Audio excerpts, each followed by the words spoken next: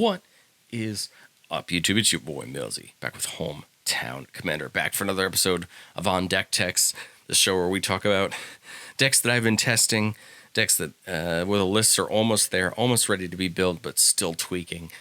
And today is a deck that I did have built at one time, but I did give it a little bit of a backseat to test it some more and find some better cards to push it forward.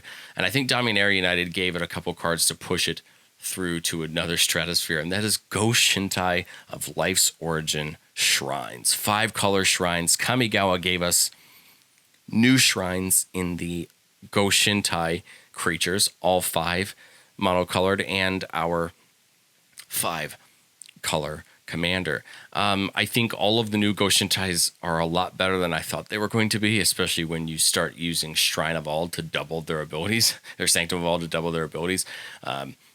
Being able to do a lot of these things is really great. But what I want to do really first is, one, talk about the new cards that really got me back into this deck and that helped a ton. And then 2, just talk about some of the things I've learned with the deck and kind of things I want to see in the future. Joda the Unifier does some ridiculously gross things for this deck. Every single one of the Go-Shintais is legendary, which already buffs those. We're playing Sithis and Zur, and we'll get into Zur in a second. But Sithis is legendary, which means it's going to pump that. We're playing Catilda, who's also legendary. But Joda and specifically just Zur together are a big wombo combo. Joda's going to pump all of our legendary creatures, and then as soon as we cast a legendary spell, which, remember, every single shrine card is legendary. So this gives basically every shrine cascade for another legendary card, hopefully another shrine. But that all of those enchantments that come in are going to be, those shrines are going to be triggering Go-Shintai for the token. The tokens are not legendary, which is unfortunate, but that's okay. But what they are is enchantments, which means Zur is going to be able to give them all Death Touch, Lifelink, and Hexproof. This came in a lot of handy in some of the games I've played with the deck in my last few runs. And making our non-creature shrines into creatures with Joda out just pumps our entire board and makes this deck very hard to stop once it gets going. It does take a little bit to get started. It is a 5-color deck, which means it takes a little bit to get going. I made an episode a week or so ago with my Joda deck talking about my new idea for 5-color lands, and I'm trying it out here, and it's been working wonders. Getting those triumphs down early, using the check lands and the slow lands to fill in our colors, and filling it in with some 5-color lands as well, has been going really well, and I haven't found many issues with mana. As far as the enchantments go, Concordant Crossroads has done a lot of good for me. And after you take that long turn where you make all those shrine tokens and you get them all down, you dump the Concordant Crossroads in, and now they all can attack. Or they can tap for mana with things like Cryptolith Rite, which has been very, very helpful. Cryptolith Rite has won me a couple games in just dumping more mana. The big thing that Cryptolith Rite helped with is Luminar Ascension. When this thing gets enough counters on it for 1 and a white, you can make a 4/4 angel token on demand, and even creatures that are blocking can tap to make these angels, and it's saved me more times than I can count. The other thing I did was putting in Freed from the Real to also combo with Sanctum Weaver, not just having Gauntlets of Light, which is the main combo with Sanctum Weaver, but also having Freed from the Real as well, to have 2 ways to give Sanctum Weaver infinite mana, which is a giant thing.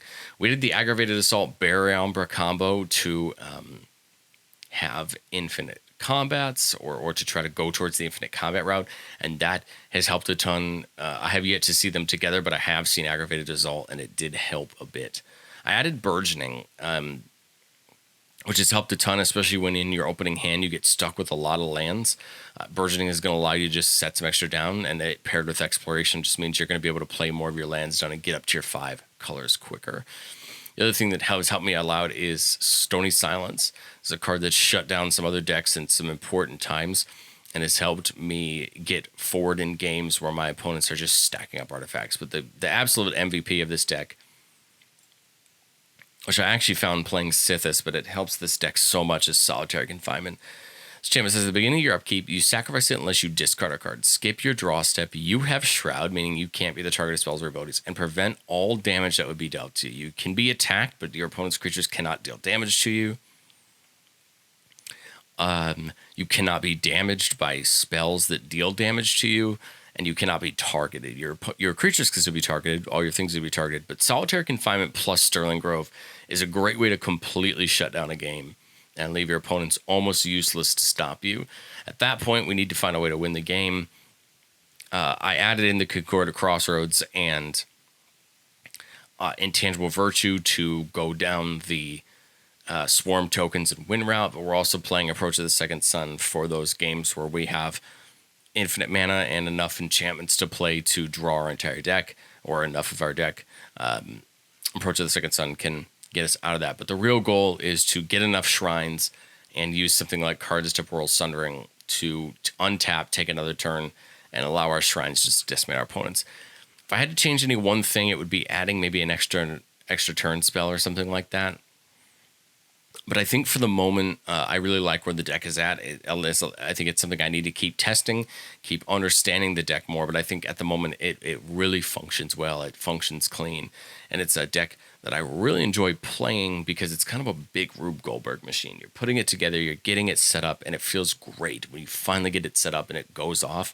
But I think a lot of what I love of this deck is that Joda and Zur both just pumped this deck up with some new value. They really pushed the deck in great ways. Joda making all of your legendary Go-Shintais just strictly better. And then Zur coming in and making all of your little 1/1 shrines and every other enchantment creature in the deck just strictly better. The only thing I wish Zur would do is give something first strike, but that's okay. That's something that we can live with. But I think this deck's a ton of fun. Like I said, it's in a good spot, and it's something that I really enjoy. The link to this deck is going to be down in the description.